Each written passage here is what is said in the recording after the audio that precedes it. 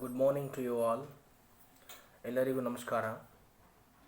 Today I am going to discuss on evolution of management thoughts. Evolution of management thought. The management thought has a long history. It is as old as human civilization itself. ಇದು evolution of management thought ಏನು ವಿಚಾರ ಇದೆ ಅಲ್ಲ, ಆ ವಿಚಾರವು ಭಾಳ ಹಳೆಯದಾಗಿದೆ ಅಂತ. ಭಾಳ ಅಷ್ಟು ಹಳೆಯದಾಗಿದೆ. ಮನುಷ್ಯ ಯಾವಾಗ ಸಿವಿಲೈಸ್ಡ್ ನಾಗರಿಕತೆ ಬೆಳೀತು ಅವಾಗಿಂದ ಈ ಒಂದು ಮ್ಯಾನೇಜ್ಮೆಂಟ್ ಐಡಿಯಾ ಬಗ್ಗೆ, ಮ್ಯಾನೇಜ್ಮೆಂಟ್ ಒಂದು ಕಾನ್ಸೆಪ್ಟ್ ಅರ್ಥ, ಆ ಒಂದು ವಿಚಾರ ಅಲ್ಲಿಯೂ ಸಹ ಬಳಕೆಯಲ್ಲಿ ಇತ್ತು ಎನ್ನುವುದನ್ನು ನಾವು ಇವತ್ತು ಡಿಸ್ಕಷನ್ ಚರ್ಚೆ ಮಾಡೋಣ. Management, it is as old as a human civilization itself. And a management thought is an evolutionary concept. Evolutionary concept means gradually developed. Evolutionary ಇದು ಒಂದು ಹಂತವಾಗಿ ಬೆಳೆದಂತಹ ಒಂದು ವಿಚಾರವಾಗಿದೆ. ಅದು ನಿರ್ವಹಣಾ ಶಾಸ್ತ್ರದ ಬಗ್ಗೆ. ಇಲ್ಲಿ ಇತಿಹಾಸ ಕೂಡ ಬಹಳಷ್ಟು ಆಳವಾದಂಥ ಇತಿಹಾಸ, ಇದಕ್ಕೆ ತನ್ನದೇ ಆದಂಥ ಇತಿಹಾಸ ಇದೆ ಎನ್ನುವುದನ್ನು ನಾವು ಇವಾಗ ಚರ್ಚೆ ಮಾಡಬೇಕಾಗಿದೆ. ಇಲ್ಲಿ now it has developed along with the growth of social, political, economic and scientific institutions. ಏನೇ ಯಾವಾಗ ಅಂತಂದರೆ ಅವಾಗ ಸೋಷಿಯಲ್, ಸಾಮಾಜಿಕ ಮತ್ತು ರಾಜಕೀಯ, ಆರ್ಥಿಕ, ಇನ್ನಿತರ ಸಾಂಸ್ಥಿಕ ವಿಚಾರ ಸಂಸ್ಥೆಗಳ ಬೆಳವಣಿಗೆಯ ಜೊತೆಗೆ ಈ ಒಂದು ನಿರ್ವಹಣಾ ಶಾಸ್ತ್ರದ ಬೆಳವಣಿಗೆ ಆಯಿತು ಎನ್ನುವುದನ್ನು ನಾವು ಇವಾಗ ತಿಳ್ಕೊತಾ ಇದ್ದೀವಿ. ಸೊ ಇನ್ನು ಮುಂದುವರೆದು they are management philosopher, management practitioner and scholar develop this concept. ಇದನ್ನು ಯಾವ ರೀತಿ ಡೆವಲಪ್ ಮಾಡಿದ್ದಾರೆ, ಯಾವ ರೀತಿ ಡೆವಲಪ್ ಆಯಿತು ಅಂತಂದ್ರೆ ನಾವು ಇವಾಗ ಚರ್ಚೆ ಮಾಡ್ತಾ ಇದ್ದೀವಲ್ಲ, ಇದರಲ್ಲಿ ಭಾಳಷ್ಟು ಫಿಲಾಸಫರ್ಸ್ ಕಾಂಟ್ರಿಬ್ಯೂಷನ್ಸ್ ಕೂಡ ಇದೆ, ಪ್ರಾಕ್ಟೀಷನರ್ಸ್, ಮ್ಯಾನೇಜ್ಮೆಂಟ್ ಪ್ರಾಕ್ಟೀಷನರ್ಸ್ ಕಾಂಟ್ರಿಬ್ಯೂಷನ್ಸ್ ಸಹ ಇದೆ. ಅದಕ್ಕಾಗಿ ಇಲ್ಲಿ ನಾವು ಚರ್ಚೆ ಮಾಡ್ತಾ ಇರುವಂಥ ವಿಷಯ, ಇಲ್ಲಿ ಎವಲ್ಯೂಷನ್ ಆಫ್ ಮ್ಯಾನೇಜ್ಮೆಂಟ್ ಥಾಟು ಭಾಳ ಹಳೇದಾಗಿದೆ ಅಂತಂದರೆ ಭಾಳ ಹಳೆಯದು, ತನ್ನದೇ ಆದಂಥ ಒಂದು ಇತಿಹಾಸ, ಹಿಂದಿನ ಕಾಲದಿಂದ ಸಹ ಇದು ಬಳಕೆಯಲ್ಲಿ ಇತ್ತು, ಬಳಕೆಯಲ್ಲಿ ಬಂದಿದೆ ಅಂತೇಳಿ ತೋರಿಸ್ಕೊಡ್ತದೆ. It developed gradually along with the socio economic developments. The contributors to management thought there are many contributors to the management thought ಏನಿದೆ ಅಲ್ಲ, ಇದಕ್ಕೆ ಕಾಂಟ್ರಿಬ್ಯೂಟರ್ಸ್, ಕಾರಣೀಕರ್ತರು, ಅದಕ್ಕೆ ಮತ್ತು ಬಹಳ ಜನರ, ಬಹಳ ಒಂದು ಇತಿಹಾಸಕಾರರ ಅದ್ಭುತ ಇದಕ್ಕೆ ಕೊಡುಗೆ ಇದೆ. ಅದರಲ್ಲಿ ಕೆಲವರು ಮಾತ್ರ ನಾವು ಇಲ್ಲಿ ಹೇಳಬೇಕಾಗಿದೆ. They include the management philosophers ಇದ್ದಾರೆ, ತತ್ವಶಾಸ್ತ್ರ ಅಂತ ಕರಿತೀವಲ್ಲ, ತತ್ವಜ್ಞಾನಿಗಳು. ಆಮೇಲೆ management practitioners and scholars. So modern management is based on the solid foundations laid down by management thinkers from the early historical period. ಇತಿಹಾಸದಲ್ಲಿ ಭಾಳಷ್ಟು ಒಂದು ಮಜಬೂತ್ ಅಂದರೆ ಭಾಳಷ್ಟು ಸ್ಟ್ರಾಂಗ್ ಆದಂಥ ಒಂದು ಫೌಂಡೇಶನ್ಸು ಸಹ ಮ್ಯಾನೇಜ್ಮೆಂಟ್ಗಿದೆ. ಆ ಮ್ಯಾನೇಜ್ಮೆಂಟ್ಗೆ, ಫೌಂಡೇಶನ್ಸ್ಗೆ ಕಾರಣೀಕರ್ತರಾದಂತಹ ಅದರಲ್ಲಿ ಫಿಲಾಸಫರ್ಸು ಬರ್ತಾರೆ, ಅದರಲ್ಲಿ ಮ್ಯಾನೇಜ್ಮೆಂಟ್ ಪ್ರಾಕ್ಟೀಷನರು ಬರ್ತಾರೆ ಮತ್ತು ಸ್ಕಾಲರ್ರು ಸಹ ಬರ್ತಾರೆ. ಅದಕ್ಕಾಗಿ ಈ ಎವಲ್ಯೂಷನ್ ಆಫ್ ಮ್ಯಾನೇಜ್ಮೆಂಟ್ ಥಾಟು ಬಹಳ ಅರ್ಥಗರ್ಭಿತವಾದಂತಹ ಹಿಂದಿನ ಇತಿಹಾಸದಲ್ಲಿ ಈಗ ಕಾಣ್ತಾ ಇರುವಂಥ ನಾವು ಮ್ಯಾನೇಜ್ಮೆಂಟು ಬಹಳ ಇನ್ನು ನಾಗರಿಕತೆ ಬೆಳೆದ ಸಂದರ್ಭದಲ್ಲಿ ಮ್ಯಾನೇಜ್ಮೆಂಟು ಸಹ ಬಳಕೆಯಲ್ಲಿತ್ತು ಎನ್ನುವುದನ್ನು ನಾವು ಗಮನಕ್ಕೆ ಬರ್ತದೆ. ಸೊ ಇಲ್ಲಿ ಹಿಸ್ಟ್ರಿ ನೋಡ್ಕೋತಾ ಹೋದರೆ ಹಿಸ್ಟಾರಿಕಲ್ ಬ್ಯಾಕ್ಗ್ರೌಂಡ್ ಆಫ್ ಮ್ಯಾನೇಜ್ಮೆಂಟ್ ಬಗ್ಗೆ ಸ್ವಲ್ಪ ನಾವು ಇನ್ನು ಡೀಟೇಲ್ ಆಗಿ ಅರ್ಥ ಮಾಡೋಕ್ಕೆ ಪ್ರಯತ್ನ ಮಾಡೋಣ. ಈ ಹಿಸ್ಟಾರಿಕಲ್ ಬ್ಯಾಕ್ಗ್ರೌಂಡ್ ಆಫ್ ಮ್ಯಾನೇಜ್ಮೆಂಟ್ ನಾವು ನೋಡ್ಕೋತಾ ಹೋದರೆ the recorded use of organized management dates back to 5000 BC when the agricultural revolutions had taken place. ಅಂದರೆ ನಾವು ಯಾವಾಗ ಈ ಒಂದು ಕೃಷಿ ಒಂದು ಕೈಗಾರಿಕೆ ನಾಗರಿಕತೆ, ಕೃಷಿ ನಾಗರಿಕತೆ ಯಾವಾಗ ಬೆಳೀತಲ್ಲ ಆ ಸಂದರ್ಭದಲ್ಲೂ ಸಹ ಮ್ಯಾನೇಜ್ಮೆಂಟ್ ಬಗ್ಗೆ ಮ್ಯಾನೇಜ್ಮೆಂಟು ಬಳಕೆಯಲ್ಲಿತ್ತು. ಅಂದರೆ ನಿರ್ವಹಣೆಯ ಒಂದು ವಿಚಾರ ಜನರ ವಿಚಾರದಲ್ಲಿ ಇತ್ತು, ಜನರು ಬಳಕೆಯಲ್ಲಿ ಮಾಡ್ತಾ ಇದ್ದರು ಎನ್ನುವುದನ್ನು ನಾವು ಗಮನಕ್ಕೆ ಬರ್ತದೆ. So this agriculture civilisation existed in India, China, Egypt, ನೋಡಿ ಅಗ್ರಿಕಲ್ಚರಲ್ ಸಿವಿಲೈಸೇಷನ್ಸ್ ಎಲ್ಲಿ ಇತ್ತು ಅಂದರೆ ಚೈನಾದಲ್ಲಿ ಮತ್ತು ಇಂಡಿಯಾದಲ್ಲಿ ಈಜಿಪ್ತಿನ ನಾಗರಿಕತೆಯಲ್ಲಿ ಸಹ ಬರ್ತದೆ. ಸೊ ಈಜಿಪ್ತಿನ ಆ ಒಂದು ಪ್ರದೇಶದಲ್ಲಿ ಈ ಅಗ್ರಿಕಲ್ಚರ್ ಅಂದರೆ ಕೃಷಿ ನಾಗರಿಕತೆ ಅಂದರೆ ಕೃಷಿ ಬಗ್ಗೆ ಜನ ತಿಳ್ಕೊಂಡ್ರಲ್ಲ, ಆ ಸಂದರ್ಭದಲ್ಲಿಯೂ ಸಹ ಈ ಮ್ಯಾನೇಜ್ಮೆಂಟ್ ಬಳಕೆಯಲ್ಲಿತ್ತು. So according to Peter Drucker ಹೇಳ್ತಾರೆ, these irrigation civilisations were not only one of the great age of technology, but it is represented also mankind's most productive age of social and political innovations. ನೋಡಿ, ಸಾಮಾಜಿಕ ಮತ್ತು ರಾಜಕೀಯ ಆ ಒಂದು ಸಂದರ್ಭದಲ್ಲಿ ಬಹಳ ಕ್ರಾಂತಿಯನ್ನು ಒಡ್ತು. ಈ ಬೆಳವಣಿಗೆಯಲ್ಲಿ ತಾಂತ್ರಿಕ ಬೆಳವಣಿಗೆಯೂ ಸಹ ನಾವು ಕಾಣ್ತೀವಿ. ಈ ಇರಿಗೇಷನ್ಸ್ ಸಿವಿಲೈಸೇಷನ್ಸ್ನಲ್ಲಿ ಭಾಳ ಏನಪ್ಪ ಟೆಕ್ನಾಲಜಿ ಕೂಡ ಉತ್ತುಂಗ ಮಟ್ಟದಲ್ಲಿತ್ತು. ಅದ್ರ ಜೊತೆಯಲ್ಲಿ ಮಾನವನು ಏನು ಕರಿತೀವಲ್ಲ, mankind's most productive age of social and political innovations ಅಂದರೆ ಜನರಲ್ಲಿ ಭಾಳಷ್ಟು ಏನಪ್ಪ ಅಂದ್ರೆ ಒಂದು ಮಾನವೀಯತೆ ನಾವು ಕರಿತೀವಲ್ಲ, ದಯೆ, ಆ ಒಂದು ರಾಜಕೀಯ ಮತ್ತು ಇನ್ನಿತರ ಇದರಲ್ಲಿ ನಾವೇನಪ್ಪ ಹೊಸತನ್ನು ಕಾಣುವಂತಹ ವಿಚಾರ ಇಲ್ಲಿ ಪೀಟರ್ ಡ್ರಕ್ಕರ್ ಅವರು ಹೇಳಿದ್ದಾರೆ. ಅಂದರೆ ಆಗಿನ ಕಾಲದಲ್ಲಿಯೂ ಸಹ ಇದು ಬಳಕೆಯಲ್ಲಿ ಇತ್ತು ಅಂತ. As the villages grew and civilizations evolved, the managers too grew and evolved.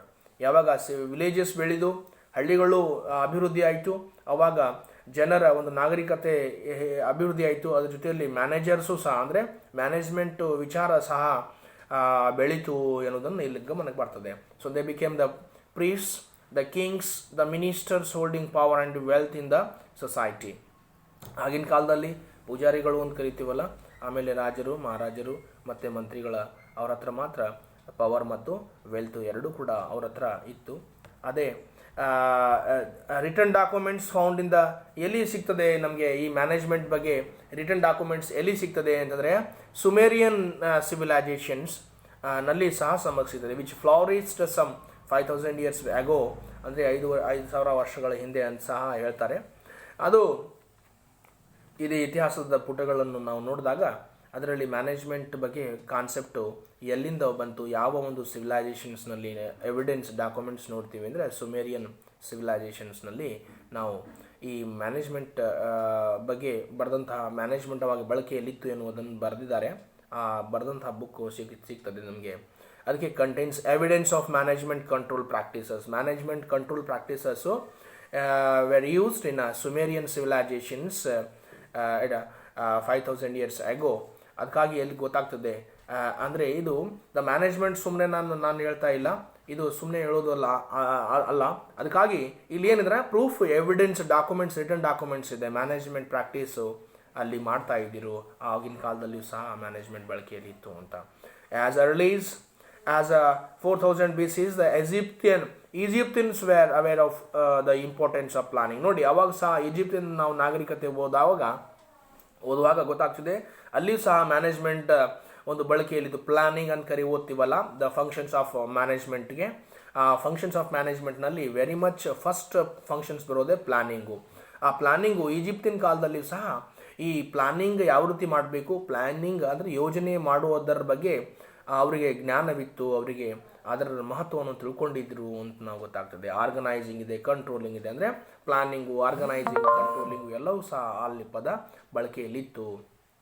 ಅದಕ್ಕಾಗಿ ಇದಕ್ಕೆ ಸಂಬಂಧಪಟ್ಟಂತಹ ಡಾಕ್ಯುಮೆಂಟ್ಸು ಸಹ ನಮಗೆ ಸಿಗ್ತದೆ.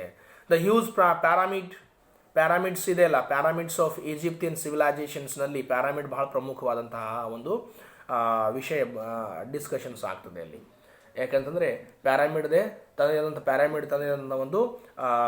ಒಂದು ವಿಶಿಷ್ಟತೆಯನ್ನು ಹೊಂದಿದೆ. ಆ ಪ್ಯಾರಾಮಿಡ್ ಓದುವಾಗ ಪ್ಯಾರಾಮಿಡ್ ಡೆವಲಪ್ ಮಾಡಿದಾರಲ್ಲ, ಆ ಪ್ಯಾರಾಮಿಡು ಸಹ ಮ್ಯಾನೇಜ್ಮೆಂಟಿಗೆನ್ನು ರಿಪ್ರೆಸೆಂಟ್ ಮಾಡ್ತದೆ, ಮ್ಯಾನೇಜ್ಮೆಂಟ್ ಕಾನ್ಸೆಪ್ಟನ್ನು ರಿಪ್ರೆಸೆಂಟ್ ಮಾಡ್ತದೆ. ಸೊ ಅದಕ್ಕಾಗಿ ದ ಈಜಿಪ್ತಿಯನ್ ಸಿವಿಲೈಸೇಷನ್ ನೋಡಿ, one pyramid required 1 lakh men working for 20 years. ನೋಡಿ, ಒಂದು ಪ್ಯಾರಾಮಿಡ್ ರೆಡಿ ಆಗಬೇಕಾಗಿದ್ರೆ 1,00,000 ಜನ ಕೆಲಸ ಅಲ್ಲಿ ಮಾಡಬೇಕು 20 ವರ್ಷದವರೆಗೆ. ಆವಾಗ ರೆಡಿ ಆಗುತ್ತೆ. Covering 15 acres using 2.3 million blocks, each weighing and average of ಎಷ್ಟಾಗ್ತದೆ ಅಂದರೆ 2.5 tons ಆಗ್ತದೆ. ನಾವು ನೋಡಬೇಕಾಗಿದ್ರೆ ಎವರೇಜ್ ಎಷ್ಟು ಆಗ್ತದೆ ಇಲ್ಲಿ 2.5 ಟನ್ಸ್ ಆಗ್ತದೆ. So to produce such a monument required a proper planning. ನೋಡಿ ಇಷ್ಟೆಲ್ಲ ಹೇಳೋದು ಅರ್ಥ ಇಷ್ಟೇ, ಎಲ್ಲವೂ ಇಷ್ಟೆಲ್ಲ ಮ್ಯಾನೇಜ್ಮೆಂಟ್ ಮಾಡಬೇಕಾಗಿದ್ರೆ ಅಲ್ಲಿ ಏನು ಬೇಕು ಅಂದರೆ ಅಲ್ಲಿ ಪ್ರಾಪರ್ ಪ್ಲಾನಿಂಗ್ ಬೇಕಾಗ್ತದೆ. ಎಲ್ಲಿ ಯಾವ ಜನ ಎಷ್ಟು ಜನ ಕೆಲಸ ಮಾಡಬೇಕು, ಎಷ್ಟು ಎಕರೆ ಇದೆ, ಎಷ್ಟಿಗೆ ಏನಪ್ಪ ಅಂದರೆ ಎಷ್ಟು ಸಾಮಾನು ಮಟೀರಿಯಲ್ಸ್ ಬೇಕು, ಅದಕ್ಕೆ ಎಷ್ಟು ಜನ ಎಷ್ಟು ವರ್ಷ ಕೆಲಸ ಮಾಡಬೇಕು, ಅದೆಲ್ಲ ಏನಿದೆ ಇದು proper planning required. So work allocations ಮಾಡಬೇಕಾಗ್ತದೆ, ಆಮೇಲೆ ಆರ್ಗನೈಸಿಂಗ್ ಮಾಡಬೇಕಾಗ್ತದೆ, ಡೈರೆಕ್ಟಿಂಗ್ ಮಾಡಬೇಕಾಗ್ತದೆ, ಕಂಟ್ರೋಲಿಂಗು ಸಹ ಅಲ್ಲಿ ಇರಬೇಕಾಗ್ತದೆ, and decisions making. So these are all the important aspects of the management, that is the planning, organizing, controlling, directing, decisions making. So we can see that we can say that this is a management concept is as old as the human civilizations. ಅವಾಗಿಂದು ಸಹ ನಮಗೆ ತೋರಿಸ್ಕೊಡ್ತದೆ, ಅಂದರೆ ಅಷ್ಟು old ಇದೆ, ಅಷ್ಟು ನಮ್ಮದೇ ಆದಂಥ ಒಂದು ರೆಕಾರ್ಡನ್ನು ಹೊಂದಿದೆ ಅಂತದ್ದು. Produces such a monument required Grecian civilizations. We find the origin of the scientific method in the famous Socrates discourses. ನಾವೇನು ಕರಿತೀವಲ್ಲ, ಇದರಲ್ಲಿ ಸಾಕ್ರೆಟಿಸಿನ ಒಂದು ಫೇಮಸ್ ಬುಕ್ಸ್ ಬರೆದಿದ್ದಾರೆ ಅವರು, ಸಾಕ್ರೆಟಿಸ್ ಡಿಸ್ಕವರ್ಸ್ ಅಂತ. ಅದರಲ್ಲಿ ಸಹ ನಮ್ಮ ಮ್ಯಾನೇಜ್ಮೆಂಟ್ ಬಗ್ಗೆ, ಸೈಂಟಿಫಿಕ್ ಮೆಥಡ್ ಬಗ್ಗೆ ಬರ್ತದೆ. So the Romans who build a vast empire extending from Britain in the west to Syria in the east ruled it for many years only because of their superior and advanced managerial abilities. ಅವರು ಇಷ್ಟೆಲ್ಲ ವರ್ಷ Romans ಏನು build ಮಾಡಿದಾರಲ್ಲ vast empire, extending ಏನು ಮಾಡ್ತಾರೆ ಅಂದರೆ Britain west to Syria, Britain ವೆಸ್ಟ್ಲಿಂದ ಸಿರಿಯಾಗೆ ಏನು ರೂಲ್ ಮಾಡ್ತಾರೆ ಅಲ್ಲಿ ಇಷ್ಟು ಮಾಡಬೇಕಾಗಿದ್ರೆ ಅದು ಕೂಡ ಮ್ಯಾನೇಜರಿಯಲ್ ಎಬಿಲಿಟೀಸ್ ಮೇಲೆ ಅಡ್ವಾನ್ಸ್ ಮತ್ತು ಸುಪೀರಿಯರ್ ಮ್ಯಾನೇಜರಿಯಲ್ ಎಬಿಲಿಟಿ ಅವರಿಗೆ ಇತ್ತು.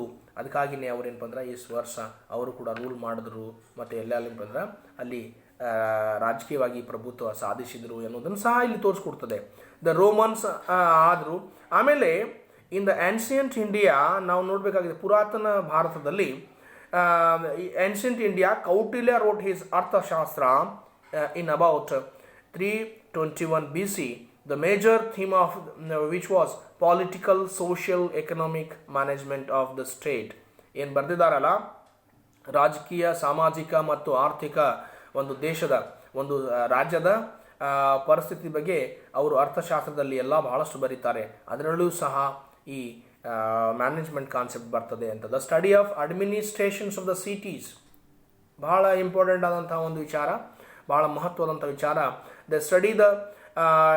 The study of administrations of the cities of Mohenjodaros and Harappa of the ancient ಆರ್ಎನ್ ಇನ್ 2000 BCs. ನೋಡಿ 2000 ವರ್ಷಗಳ ಹಿಂದೆ ನಾವೇನು ನೋಡ್ತೀವಿ ಅಂದರೆ ಅಡ್ಮಿನಿಸ್ಟ್ರೇಟಿವ್ ಆಫ್ ಸಿಟೀಸ್ ಅಂದರೆ ಸಿಟಿ ಯಾವ ರೀತಿ ಇರಬೇಕು ಎನ್ನುವುದನ್ನು ಮೊಹೆಂಜೊದಾರೋ ಮತ್ತು ಹರಪ್ಪರ ಒಂದು ಇದರಲ್ಲಿ ನಾವು ನಾಗರಿಕತೆಯಲ್ಲಿ ಓದ್ತೀವಿ. ಅದರಲ್ಲಿಯೂ ಸಹ ಯಾವ ರೀತಿ ಇರಬೇಕು ಎನ್ನುವುದನ್ನು ಏನು ಪ್ಲ್ಯಾನ್ ಹಾಕ್ತಾರಲ್ಲ ಮತ್ತು ಯಾವ ರೀತಿ ಇರಬೇಕಂತೇಳಿ ಆರ್ಗನೈಸ್ ಮಾಡ್ತಾರಲ್ಲ ಅದ್ರ ಬಗ್ಗೆ ಕಾನ್ಸೆಪ್ಟ್ ಇಲ್ಲಿ ಹೇಳ್ತಾರೆ. ಆಮೇಲೆ Buddha's orders and Sanghas in 530 BC provides evidence about the use of principles of management. ಅಲ್ಲಿಯೂ ಸಹ ನಾವು ಬುದ್ಧ ಮತ್ತು ಸಂಘ ಅಂತ ಕರಿತೀವಲ್ಲ ಅದರಲ್ಲಿ ಸಹ ಒಂದು ಯಾವ ರೀತಿ management principles of management evidence ಬಗ್ಗೆ ಸಿಗ್ತದೆ ಅಲ್ಲಿನೂ ಸಹ. ಅದಕ್ಕೆ during the 13th and 14th centuries the large trading houses of Italy needed a means of keeping records of their business transactions. ಅಂದರೆ ಇಲ್ಲಿ ನಾವೇನು 13 ಮತ್ತು 14ನೇ ಶತಮಾನದಲ್ಲಿ ಸಹ ಬಿಸ್ನೆಸ್ ಬಗ್ಗೆ, ಬಿಸ್ನೆಸ್ ಹೌಸಸ್ ಬಗ್ಗೆ ಇಟಾಲಿನಲ್ಲಿ ಯಾವ ರೀತಿ ಏನಪ್ಪ ಅಂದ್ರೆ ಆ ರೆಕಾರ್ಡನ್ನು ಟ್ರಾನ್ಸಾಕ್ಷನ್ಸ್ ಮಾಡಿದಂತಹ ಒಂದಂದ್ರೆ ವ್ಯವಹಾರ ಮಾಡಿದಂತಹ ರೆಕಾರ್ಡನ್ನು ಯಾವ ರೀತಿ ಮೇಂಟೈನ್ ಮಾಡಬೇಕು ಎನ್ನುವುದ್ರ ಬಗ್ಗೆ ಸಹ ಇಲ್ಲಿ ಹೇಳ್ತಾರೆ. So to satisfy their needs Luca Pacioli published treatise in 1494 describing the double entry system of bookkeeping for the first time. Double entry system of bookkeeping. Now earlier it was a single entry system of bookkeeping. ಈಗ retailers ಅಲ್ಲ ಸೋಲ್ trading ಕನ್ಸರ್ನ್ಸ್ನಲ್ಲಿ ಅಂದರೆ ಒಬ್ಬನೇ ಅಂಗಡಿ ಮಾಲೀಕ ಇದ್ದ ಅಂತಂದರೆ ಅವ್ನು maintain ಮಾಡ್ತಾನೆ ಕೇವಲ single entry system of book keeping. But nowadays you can see that everywhere, every in a small